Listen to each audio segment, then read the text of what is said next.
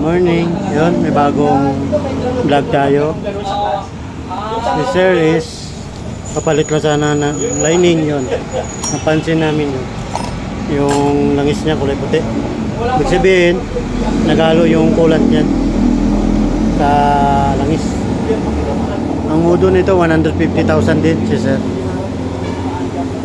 Ngayon, bubuksan namin sa left side niya yung ito, water pump assembly. Bubuksan natin to. Papalitan natin yung ano niya, laman loob, yung water pump seal, tsaka impeller, tsaka yung bearing. Isang set na po yun. Ayun, may sticker pa ni boss. Sir, taga Taytay. Lumayo pa dito sa ating shop, sa PDTT.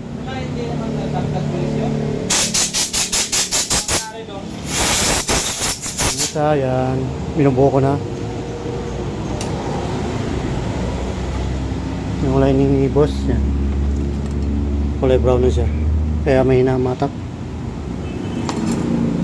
Ayan, binubuo na ni Ron yung makina. Alright.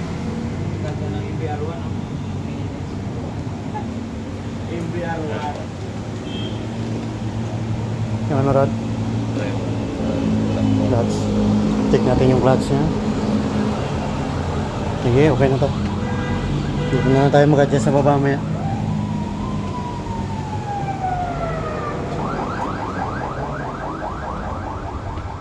Ito ang head ni boss. Yan. Nakasahin natin to para lumapat uli. Yan. Kasi kapal na ng carbon yung labi nito.